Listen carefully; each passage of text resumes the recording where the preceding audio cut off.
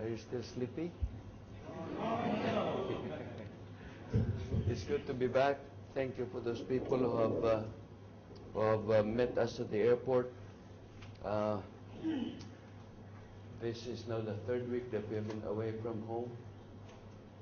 And we started this trip in Pakistan, our newly added territory.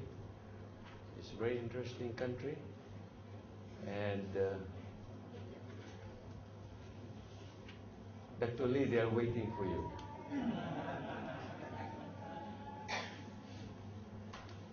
You know, Pakistan was under the Trans-European Division for more than 25 years. In fact, maybe, I think more than 25 years. But last year it was given to us. Last year I was not able to visit the country, but this time I think almost all of us from SSD would have visited Pakistan this year. So they are very happy because they said under TED, Pastor Jim, only the officers visit and only in Lahore, not outside of Lahore. So they never met, those outside of Lahore never met the TED people, only they. But even the directors don't visit there, the field. So they're very happy that they are now part of SSD. And now another country from Southern Asia Division wants to join us. Pleading, Pastor Kevin, the country of Nepal is asking the GC to transfer them to SSD. I said, so we will collect all these countries from Southern Asia Division. Well, I don't think GC will allow that. And really, GC should pity us. This afternoon, I want to talk about the church. What it is, its mission, and what it can be. I'll not go into the details. First, we go into the nature and the mission of the church. It is told, we are told that Benjamin Franklin once thought that the church had outlived its usefulness already. He said, lighthouses are more helpful than churches. Now, those of you who are far from the sea may not recognize what lighthouses are. But lighthouses, they are there to help protect navigators. But may I ask you this question, brethren? Even though some of you may not have seen a lighthouse, are lighthouses also not outdated and useless in our modern complex world? Do we still need lighthouses today? Huh? But they are just outdated as the church. But the question is, have lighthouses really outlived their usefulness? The answer is, of course, no. We all know that. They continue to play an important role in maritime navigation. And it is extremely important. And I would like to propose this afternoon to you, my friends, that the same is true with the church. And if Franklin were alive today, he would be surprised that the church still exists and is stronger more than ever. But how do you feel? The question, how do you feel about your church? Is your church taking good care of you? Is your church, the congregations where you belong, really serve you? Does it serve a useful purpose, at least for you as individuals? Do we all understand what the church really is and what stands for and what its mission is? And let's go back a little bit to the roots of the Christian church. We can understand the nature of a Christian church today by viewing its Old Testament truths and the various metaphors in the New Testament. Again, I'm not going to go into details. There are several metaphors being used comparing or trying to compare what the church is like. But the church actually started, the purpose of the church, if we look back to history, biblical history, the purpose of God in calling out a people for himself is to be a blessing to all the nations. When God asked Abraham to leave his place and go to a country which he did not know, he had a promise, he had a purpose.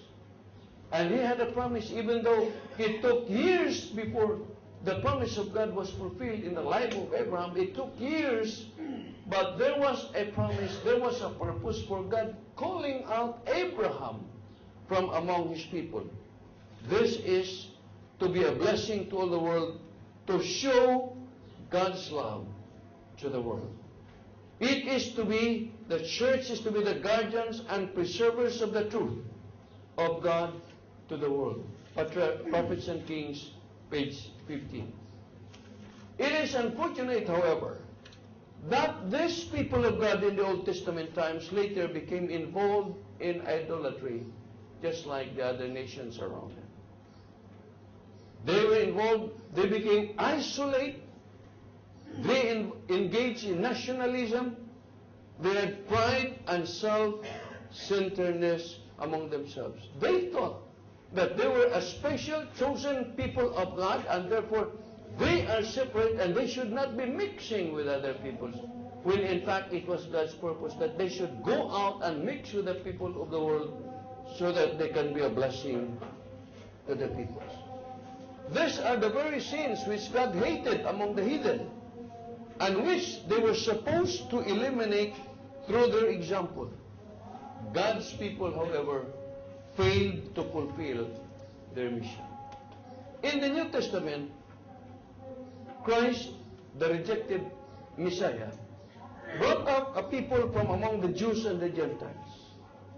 All who believe in Jesus Christ and accept him by faith would now become the true Israel. Galatians 3:26 and 29. Of course, the New Testament church is very much different from its Old Testament counterpart. It became an independent organization, separate from the nation of Israel. And all the blessings that God promised for his Old Testament people were now promised to everyone in the Christian family, to everyone who accepted Jesus. National boundaries were discarded. It became a missionary church, existing to accomplish God's original plan, which was restated in the divine mandate of its founder, Jesus Christ. And what is the divine mandate? The reason why we are here as a people?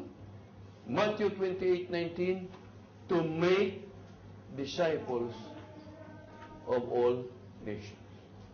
Now, brethren, it is not to baptize, which often becomes the emphasis, Pastor Villanueva. In our evangelism promotion, oftentimes what is given more emphasis is baptize people, and after that, now you are baptized. You are now a member of the church. Go, tell others. Swim.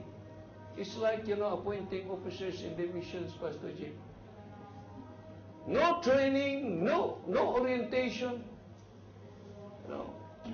Just go. But that is not God's purpose. God's purpose for his church is to make disciples.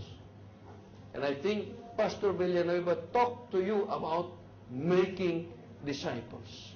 To make disciples of all nations. Now, concerning the Christians and the responsibility to the world, Peter says, but you are a chosen generation. Did you hear that before? Before this word chosen generation is used in the New Testament, to what group was this applied? It was applied to what? To the people of Israel, to the Jews. But you are a chosen generation, a royal priesthood. That's talking about the Jews as well in the Old Testament.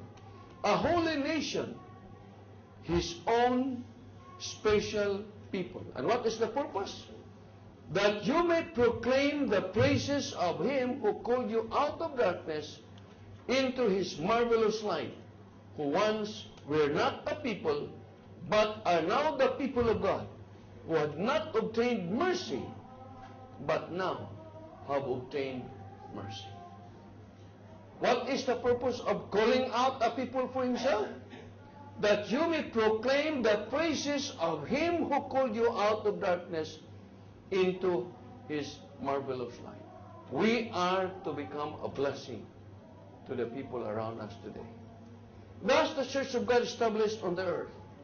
Jesus says that the powers concerning the church, the powers of death shall not forget, brethren, that the main reason why these institutions exist is for missionary purpose. I am sad, Elder Smith, when I see institutions growing so large, but forgetting the mission of the church. There is one institution I know in our division, very rich. In fact, 2 institutions in this small field, very rich. Rich institutions. These are schools. Enrollment is by the thousands, making a lot of money. Normally, it is the mission or the conference or the union that subsidizes or appropriates budgets to schools. But in this particular place, it is the schools that appropriate money to the mission. Why? Because they have all the money.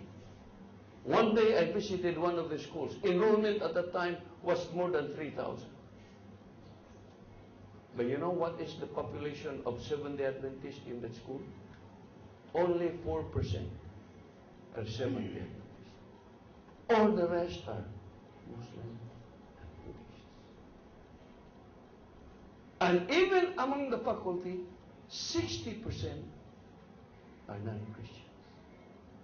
I asked the principal, brother, what are you doing with these thousands of non-Christians? Do you take the opportunity of sharing the truth with them?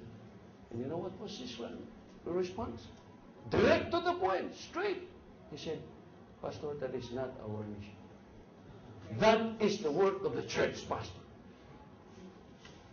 Wow! But they make a lot of money. Let's not forget, brethren, for missionary purpose, and the Lord desires to see the entire church devising ways and means whereby high and low, rich and poor may hear the message of truth. I know, I can tell you stories after stories of several of our schools around this division who are making a lot of good money, but none. No baptism at all for several years. Nothing. And when you ask the teachers what they are doing about these non-Adventist students, they said, well, we are not pastors. We are not pastors. We are not preachers. We are teachers. And we teach them how to read, how to write, how to compute. We teach them things like this and like that. But no Bible teaching. The church must always make sure that it is doing God's will, reflecting His image. When Jesus commissioned His disciples to go into all the world, He intended that they should continue the work He had begun. For this purpose, He endowed them with power. Testimonies, Volume 8, page 19. It says, God does not ask us to do in our own strength the work before us. And that's the beautiful thing about our work. When He asks us to do something, He enables us to do it. He has provided divine assistance for all the emergencies to which our human resources are unequal. He gives the Holy Spirit to help in every strait, to strengthen our hope and assurance, to illuminate our minds and purify our hearts. There is power to do the work assigned to the church. The danger exists that the church will spend more of its time in fostering its own interests than in meeting the needs of the community.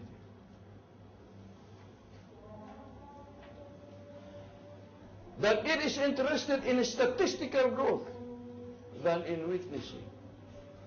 You know, we feel happy. One time I was coming home from spring meetings at the GC in the month of April. I think it was last year. And in the plane I picked up the Los Angeles Times. There is a newspaper in Los Angeles Times. I think there is. I picked up this magazine. And in one of the pages inside, I read one whole page about the fastest growing churches, Christian churches in North America. And you know what is the fastest growing according to that magazine? The Seventh-day Adventist Church. In North America, in United States, the fastest growing Christian denomination in United States is the Seventh-day Adventist, according to that newspaper. And do you know what is the reason? It is because the Seventh-day Adventist Church has gone back to the basics. And I read on what is the basics. You see, when you look at the New Testament church, the church in the book of Acts, they did not have the gadgets that we have. Today, pastors always cry, give us laptops, give us projectors, give us motorcycles. We were in Pakistan, we were driving. We visited 2 small churches in the afternoon of last Sabbath. And we asked the mission president, what is one of the greatest needs of the pastors here? He said, we need motorbikes. We need laptops. We need projectors. Is that really what we need most? Brethren, our greatest need is the power of the Holy Spirit, so that we can go out boldly without and fearlessly. Fearlessly. Yes, we need. These are good help. But when many of us started our ministry some years ago, these were non-existent. When I started my ministry 37 years ago, all I had was a Bible and an outline, and I preached without any visual aids. Just stand on the pulpit, no sound system, preach the word. Later on, we had these picture rules, hung them on the tree. Later on, we had this Petromax, no electricity. But we baptized people. And many of them are still Christians until now. Today, we baptize by the hundreds, by the thousands, but we also,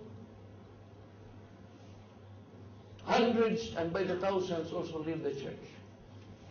That is why our old Korean Pastor Tong Si Kim, secretary of the old Far Eastern Division, said one time, Philippine, Seventh-day Adventist Church, baptism, tremendous.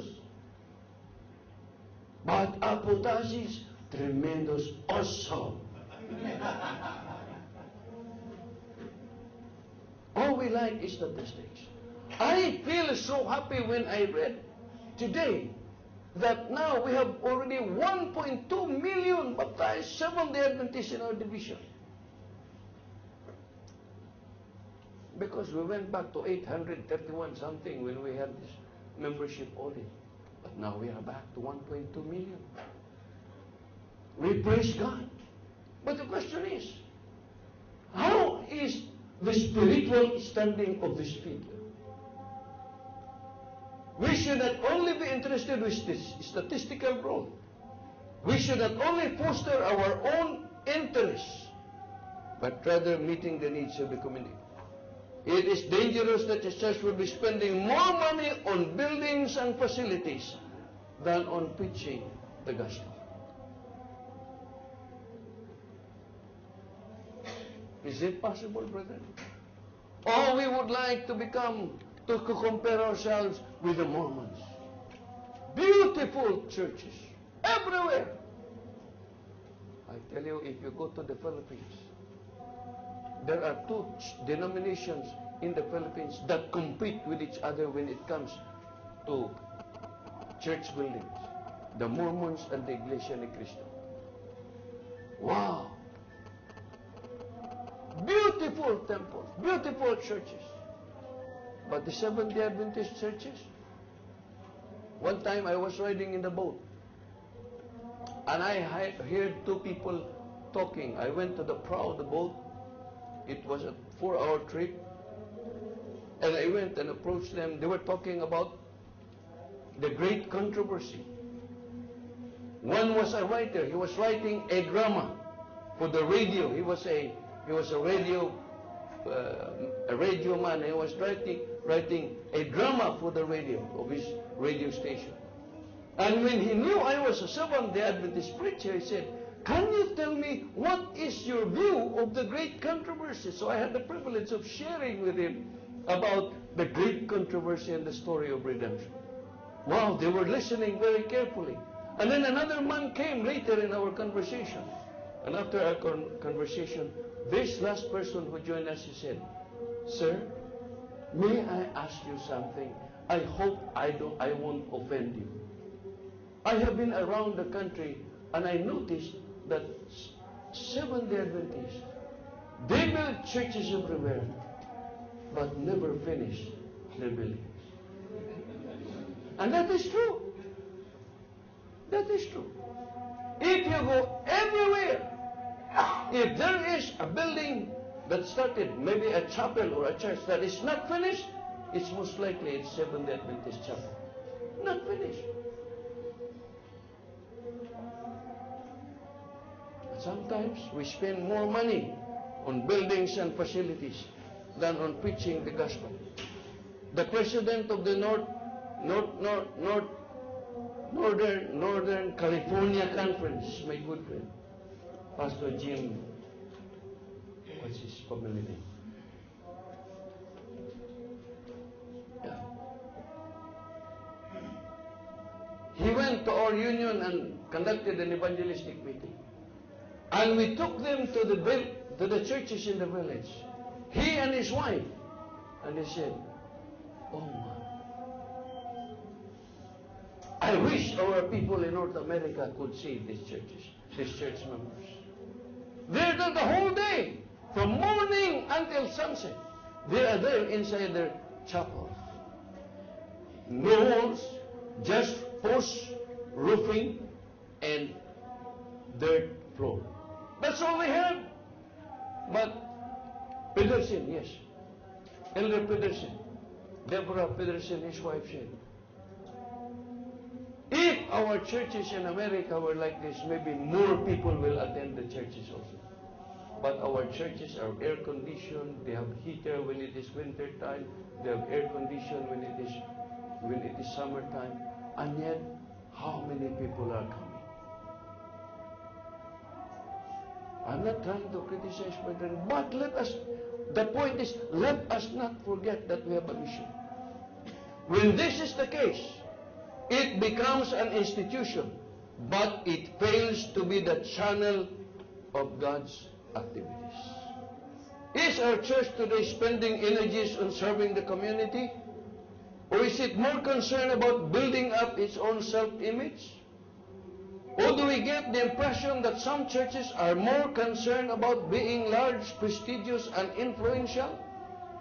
Or is it more money spent on stained glass windows, architecture, and facilities than on satisfying the needs of the poor?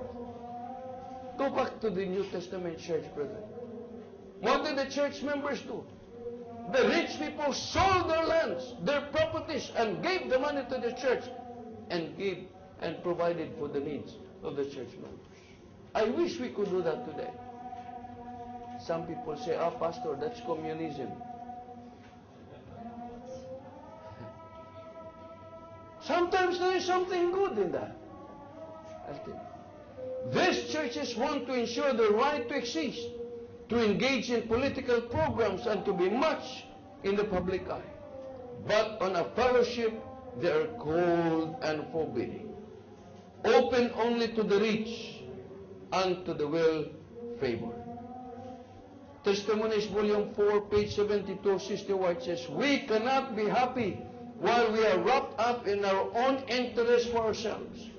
We should live in this world to win souls to the Savior. If we endure others, we endure ourselves.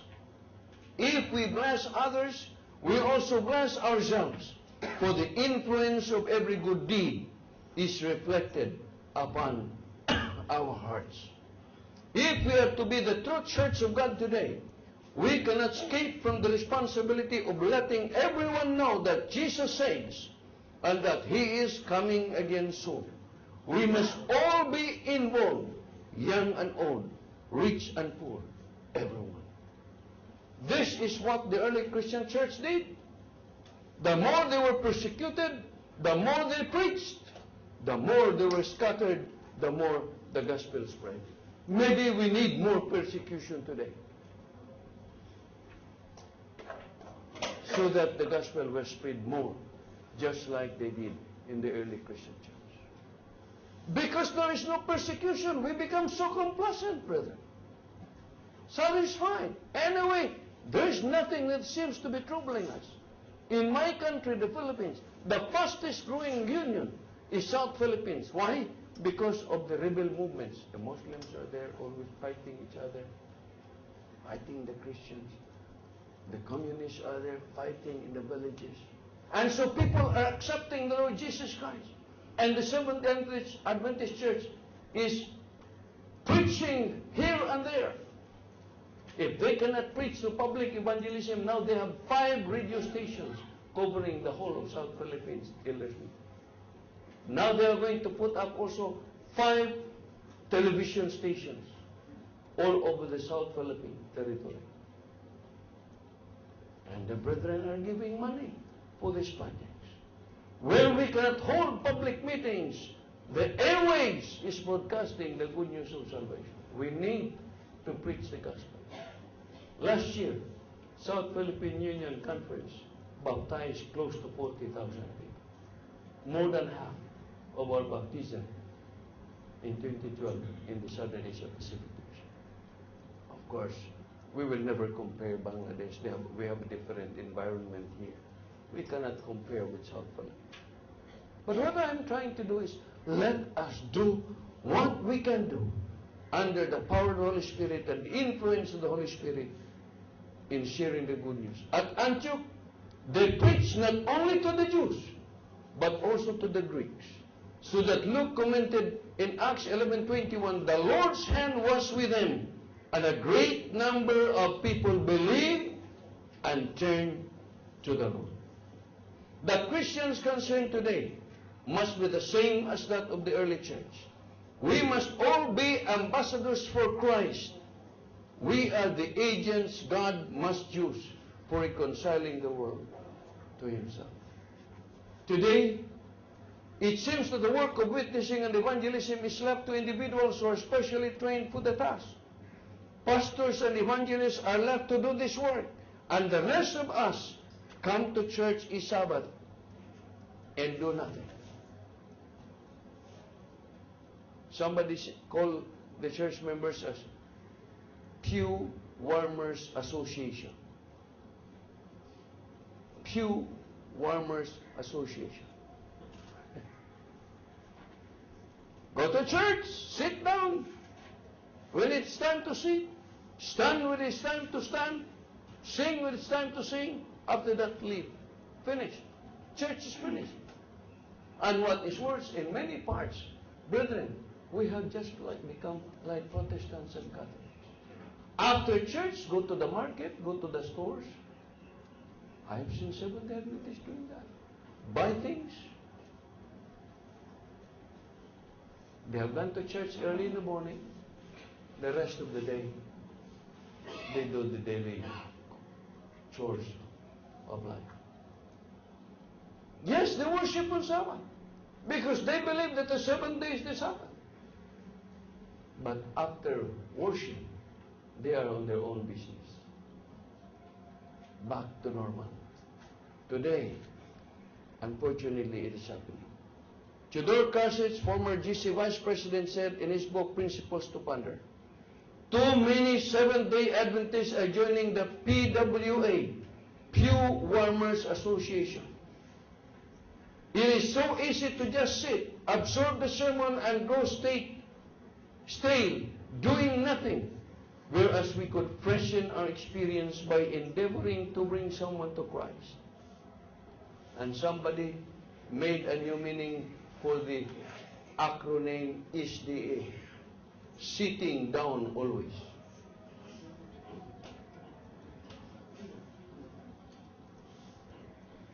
If we were, and now, here is one good Seventh-day Adventist historian, George Knight. On his sermon during the 2000 GC session in Toronto, Canada, recorded in Adventist Review, January 4, 2001, he is quoted by saying, if I were the devil, I would make pastors and administrators the center of the church work. It must have been the devil who gave us the idea that a pastor should do all the preaching, give all the Bible studies, be the church's primary soul winner, and make and carry out business decisions for the church. It is not our work, brethren. In fact, Sister White reminds us that the greatest help that we can give to our church members is teaching them to do missionary work.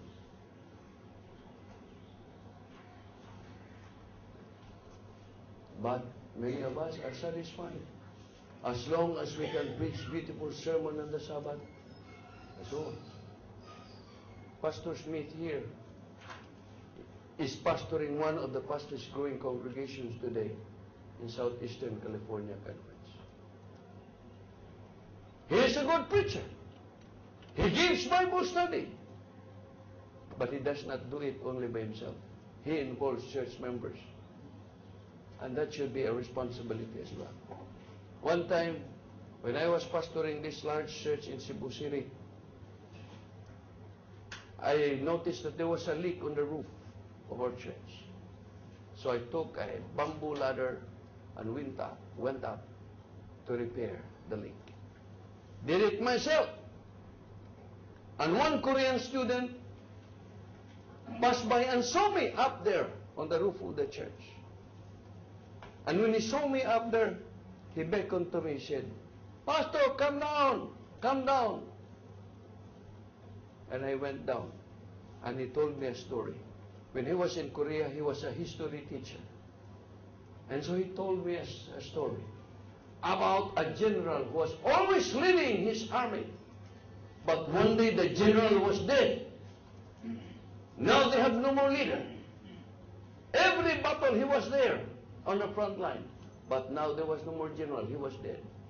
And so he said, what they did, so that they will continue to be courageous, is to tie his dead body on his horse and let the horse still run ahead of them, even if he was already dead. He said, Pastor Gulfan, if you continue doing what you are doing, you will be like that dead general one of these days. Yes. We cannot do the work all by ourselves, brethren. We have to involve everyone in our churches. Ellen White, on the church members' non-involvement, says, God has given His ministers the message of truth to proclaim.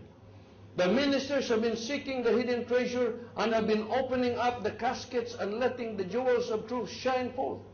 But the members of the church have not done 100 part of that which God requires of them. That's a strong statement. Not even 1/100 part. What can we expect but deterioration in religious life when the people listen to sermon after sermon and do not put the instruction into practice? That's strong language. 6 Testimonies, Volume 6, page 425. Will we just keep on listening? Now you heard me about my story. You heard me my story about my aquarium. I told you that story already. I'm not going to repeat. But maybe some of you have not heard that story. I always wanted an aquarium. And so one day after returning from a trip, I saw very close to the door of our house, of our apartment, a small aquarium, Pastor Luis. And there were 7 small goldfishes in the aquarium. I was so happy. You know, fish, when they swim, they look so graceful. And I just love looking at the fish swimming inside the aquarium. And so, I sat beside this aquarium, pulled out the chair, sat beside the aquarium, and took some fish food and started feeding the fish. I feed the fish. I feed the fish. I enjoyed, look at them. They're eating, they're enjoying the food I was giving them. The following evening, when I came back from the office, I feed the fish. When I woke up in the morning, I feed the fish. When I came at noontime, I feed the fish. In the afternoon, when I returned from office, I feed the fish. And then in the evening, before I went to bed, I feed the fish. When I woke up one morning, 2 fishes dead. It was down there, sunk already. And then when I returned at noontime from the office, another fish was dead. When I returned in the office in the afternoon, another fish was dead. Only 3 fish alive. I said, baby, they lack more food. So I fed some more, and I feed some more. The following morning, I went to the pet shop. I bought some more fish food because I wanted my fish very much. It is just so relaxing to see this fish swimming. Then I asked, after I bought something, I asked the pet shop owner, I said, sir, you have been in this business for quite some time. I said, let me just ask you one simple question. You see, I have a small aquarium at home. And it was a surprise gift for my wife. And so I fed the fish. Before I leave in the morning to the office, I feed the fish. When I come back at noontime, I feed the fish. Before I leave for the afternoon office, I feed the fish. When I come back, I feed the fish. But now I have only 2 fish alive. And he smiled. He said, sir, you feed the fish only once a day. Overfeeding. When you just keep on preaching and preaching and preaching, feeding your flock, brethren, it's dangerous. It will become like my goldfish. And that's what Sister White said. What can we expect but deterioration in religious life when the people listen to sermon after sermon and do not put the instructions into practice? The ability God has given, if not exercised, degenerates. More than this, when the churches are left to inactivity, Satan sees to it that they are employed. And so what does he do? He brings in problem in the church. There is quarreling in the church. Why?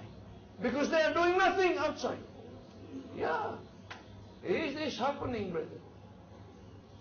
Like my goat also. I also told you the story about my goat. When I went for upgrading, I said, I told my wife, Mommy, let's buy goats. 2 females and 1 male. Let's have a brother take care of the goats. You know, the goats, if they are well taken care of, they can have until at least twice a year. They will have kids twice a year. And so I left this goat.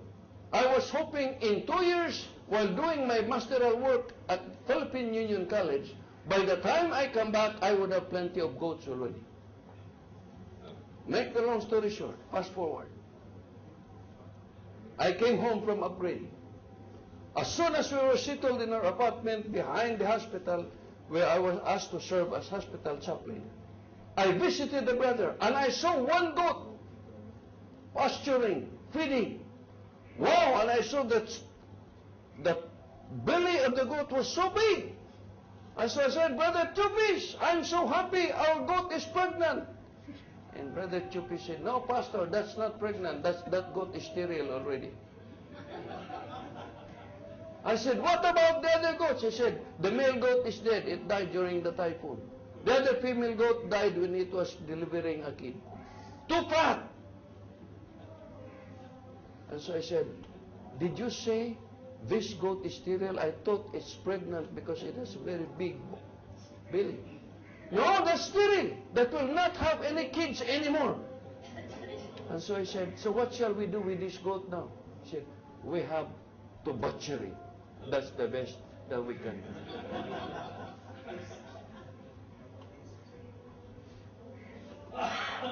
What can we expect but the deterioration in religious life when the people listen to sermon after sermon and do not put the instruction into practice? We must teach our members to participate in Christian witnessing. That is why we have this care group that we are trying to introduce. I hope that you can really have this implemented in Bangladesh. Strengthen the Adventist home and then invite a neighbor to be a part of that care group.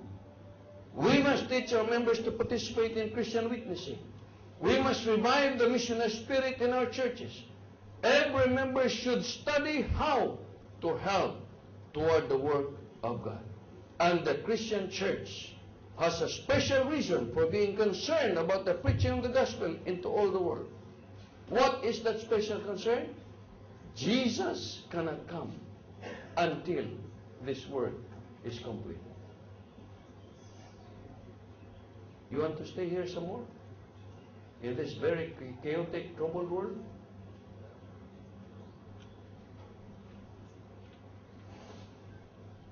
When I think of my family situation, I said, no, I want to go home. The other day, I received an email from my son-in-law. Dad, praise the Lord. I have finally gotten my visa to go to Australia. I said, now all my children are gone. My two boys are in the United States. Very soon, my only daughter will migrate to Australia. Only my wife and I will be left in the Philippines. And in my wife's family, they've all gone to Australia. Only my wife is in the Philippines. I said, I do not like this place. It's time to go home, friends. It's time to go to heaven, where there will be no more goodbyes. But Jesus cannot come until this work is completed. The challenge is great. Our vineyard is the whole world. Every part of it must be worked. This is the essence of the Adventist mission. The whole earth is to be illuminated with the glory of God's truth. The light is to shine to all lands and all people. And it is from those who have received the light that it is to shine forth. Testimonies, volume 6, page 24. But what is the condition of the church? Unfortunately, the church is sick. Spiritual decline is manifest everywhere. The beloved apostle describes the condition of the church as lukewarm. And what is the recent church survey? I think Pastor Lubis is going to speak some more about this. Only an average of 51% study the Bible regularly. Only 53% of a regular personal private prayer every day. Only an average of 33% have family worship every day. Only an average of 36% report that they're involved in some missionary outreach activity of the church. Only 30% of the church membership participate in community activities. Only 10% of those of school-age children have children enrolled in Adventist schools. We built a church school in our church so that our Adventist children can be kept inside our church school. But I was sad. People who work so hard to build this church school are still sending their children to the public school. Reason? they cannot afford to send their children. So I said to one of these brothers, brother, transfer your children next grading period to the church school. Pastor, I cannot afford it. You know already, I'm just a janitor. Transfer the children. I will find a sponsor for you. It's sad. But since I could not find sponsors for these children, I have to sponsor them myself. Only 10% of those who have school-age children have their children enrolled in Adventist schools. Among the youth, only 27% participate in youth witnessing, and only 55% report in faithfulness in returning their tithes regularly. The church attendance is not very encouraging either. Some only come and attend the Sabbath school and go home. Others miss the Sabbath school and come only for the hour of worship or the preaching service. All the rest of the day is either spent at home, viewing their television, reading books, or sleeping. Is that true? Very true. Many are so involved in Sabbath school absenteeism that somebody coined a name for this kind of sickness. He calls this sickness morbus sabbaticus. During the whole week, very active. But on Sabbath, there is headache. So it's good to sleep only. If we are true Christians, we must join a church and get involved. Often we are like one of these people described in an illustration from the Wesleyan Christian Advocate. From the Wesleyan Christian Advocate, I got this. Question: can I be a Christian without joining a church? Answer: yes, it is possible. And what it is like? It is something like being a student who will not go to school.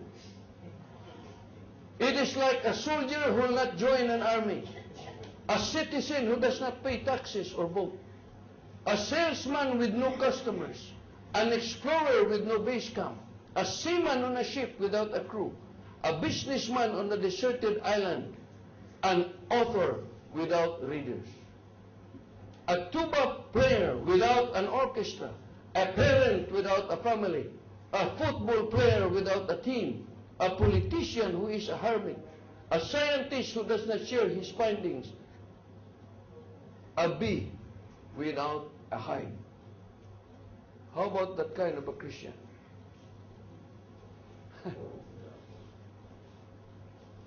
What is the future of the church?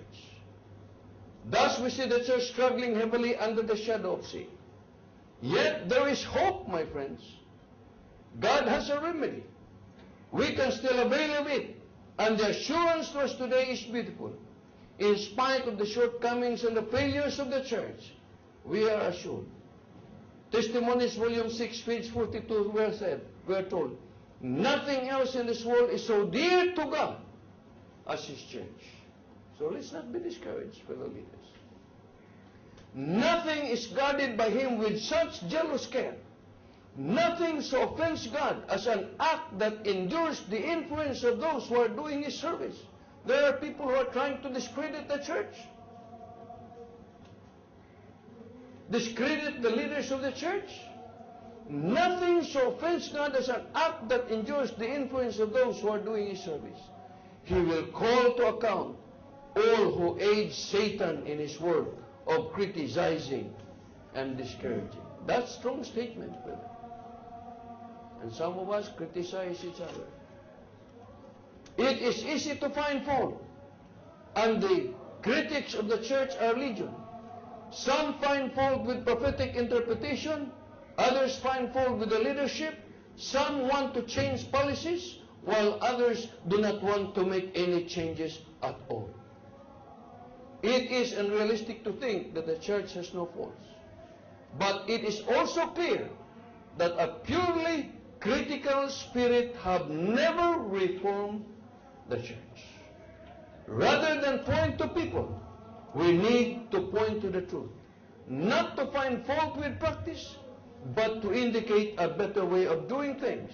We need to approach the church problems positively. We should seek solutions rather than palliatives and seek to build up rather than tear down.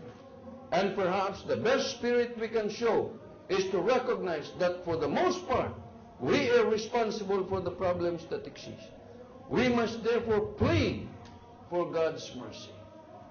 We need to pray that God will make us what we ought to be, and the church will be what it ought to be. Victory is assured for the church. In spite of its failures, it will ultimately triumph. In spite that it may seem to be about to fall, yet the servant of the Lord assures us, it will not fall.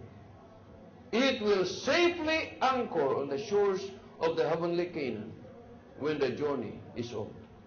Meanwhile, however, let us do what we can to fulfill the mission of the church. Let us not despair. We may have to do this in the midst of a terrible crisis under most discouraging, forbidding circumstances. What we have failed to do in a time of peace and prosperity. Testimonies, Volume 5, page 463. But there is sure victory. Conclusion. Surely the church is still very much alive. It may be sick, but the Spirit of the Lord is working, and the faithful ones are responding. The unworthy and rebellious will be shaken out, but the loyal and loving will shine on. As we face our work, let us take hold on this promise. There is no limit to the usefulness of one who, putting self aside, makes room for the working of the Holy Spirit upon his heart and lives a life holy, consecrated to God.